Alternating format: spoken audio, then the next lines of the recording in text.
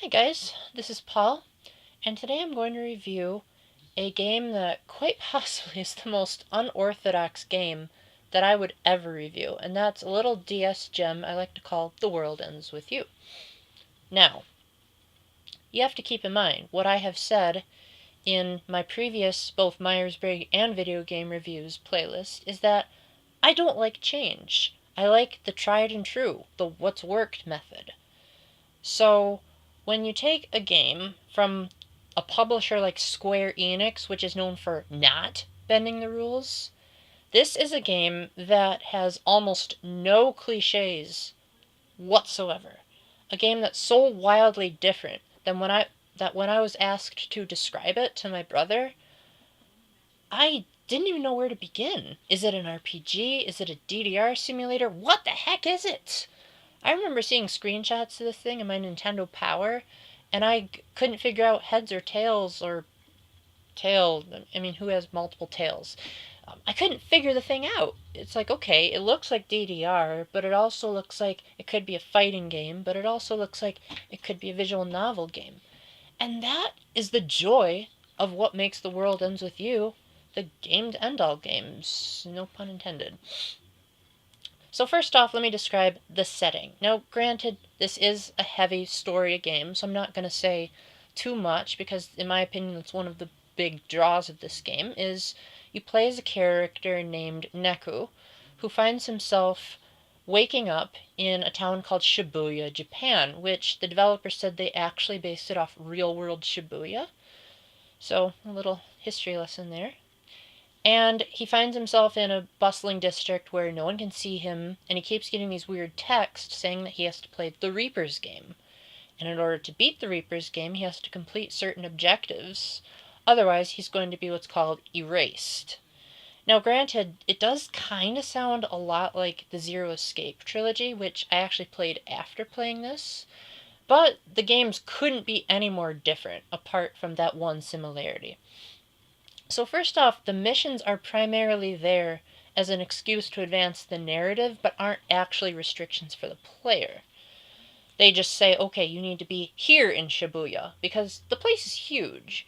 You could potentially run around for quite a while, but there's barriers set up that prevent you from being able to go where you're not supposed to go. And the difficulty manages to be however easy or however hard you want it, which is something that pretty much every game out there struggles with, especially RPGs.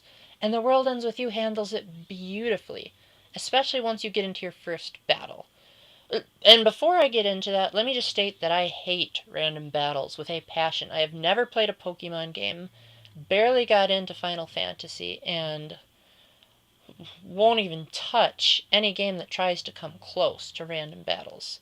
But yet, in The World Ends With You, they flip that concept on its head beautifully. Instead of you running around and bumping into an invisible enemy, the enemies are invisible, but now you draw the enemies to you when you enter what's called sensing mode, and you see the enemies like floating around, then you tap them with the stylus and drag them over to you. So it's like the enemies are blindly walking around, and you summon them. I mean, yeah, there are scripted enemy encounters, but other than that, that's probably one of the coolest ways of grinding I have ever seen. Anyway, getting into the combat system. So basically, it's a two-screened combat encounter, which I don't know if it's possible on any other device besides maybe the 3DS. So on the bottom screen, you control Neku, and that's where you'll use pretty much every major feature the DS has to offer.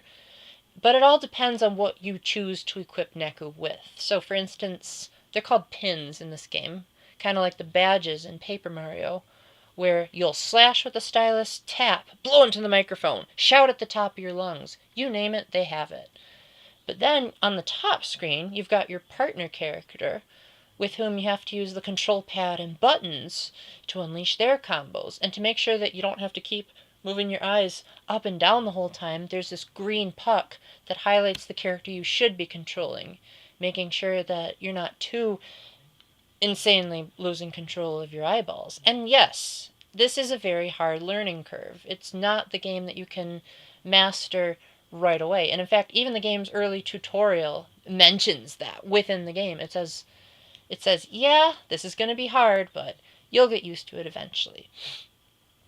But even if you can't, the game has options. You have an option to let your partner character be controlled automatically.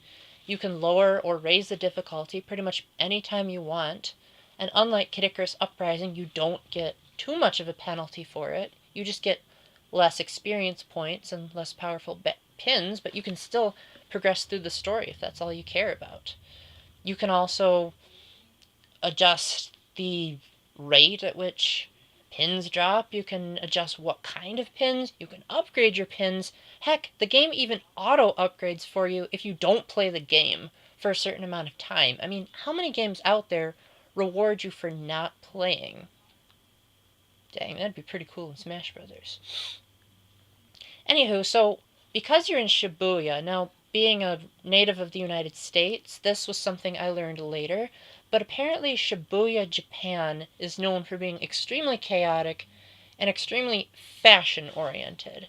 So as a result, most of the levels have streets that are crawling with people walking around, and you can actually read people's thoughts, which admittedly doesn't make much sense at first, but it eventually all clicks. And even though some of the comments are kind of creepy, it's still really cool to know that it's not just another boring RPG town with maybe a few townspeople here and there, but you've got a whole district at your disposal, and the game tries as hard as it can, with the limitations the DS has, to present so many unique individuals, but yet at the same time it pushes the DS.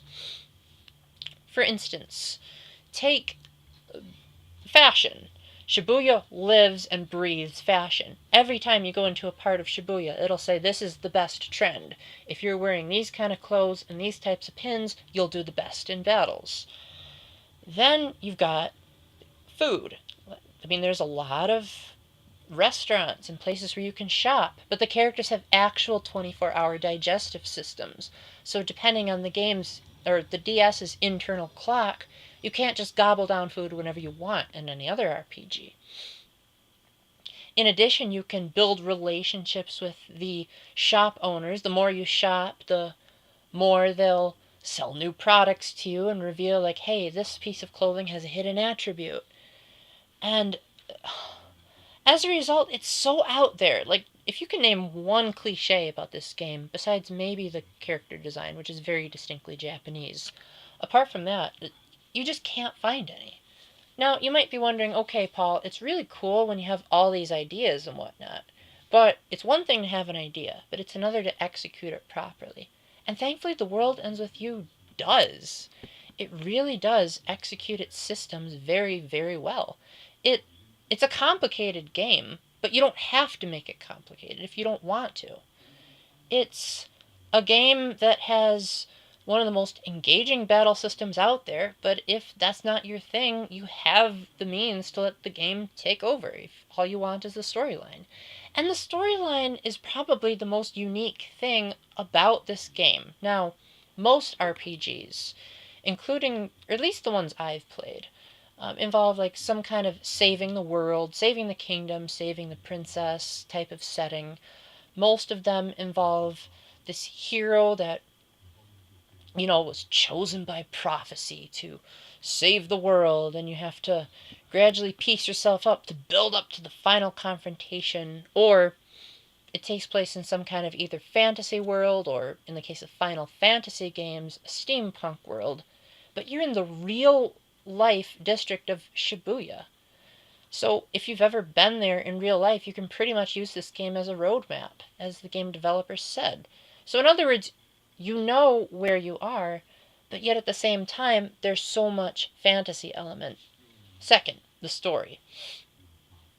So, first off, I don't want to say too much, but let's just say that the protagonist, Neku, is kind of a jerk when you first meet him. In fact, his first couple of lines are like, "Why am I here? Shut up!" Stuff like that to avoid the profanity. And the very first girl that you meet, which is like, I don't know, I really like that kind of clueless, like Luna Lovegood type of girl, and he's just like, "Get out of my way, you stalker." But then over time, again, without spoiling too much, it turns out that this isn't about necessarily saving the world. It's about growth as a character. Character development is the plot. I mean, outside of dating sims, how often do you see this in an RPG? And me simply trying to describe this game is probably doing a terrible injustice to. I mean, it's one of those games where you truly have to experience it to know what it's like. If I were to play to you, for instance, some of the songs in the game, you might say, what the heck, Paul? This is the kind of stuff you'd find in a DDR game, not in an RPG. But it works. When you hear, live performances on a DS card, you wonder, is this possible? And even the one major complaint I have about this game from a technical standpoint, how there's only one save file, upon further reflection, I realize exactly why that's awesome. In a setting where fashion and, expressing your inner you is such a prominent theme, the game wants to make sure that you're not going to have too much competition with other DS card owners. You want to make it not only your game, but your DS card. You want it to be your Pocket Shibuya. I mean, it's not like you can just pass out copies of Shibuya wherever you go. It has to be specifically your district. And I know that's getting a bit too deep, but it's the truth. I can't think of any other game where the lack of save files is actually justified. Anywho, don't take my word for it. If you can find some way to play this, especially if you can play it on the DS where you can appreciate the craziness, go for it. This game is totally a 9.5 out of 10. Losing from the top spot only because there are occasional moments where the game is a little bit too traditional. And that's what kind of slows down the pacing. Thankfully, those are few and far between. Just roll past those and you've got one of the most unique yet awesome DS adventures. And that's coming from a guy who doesn't like change. So, thank you for watching, and until my next video, keep the faith, stay epic, and God bless. Bye.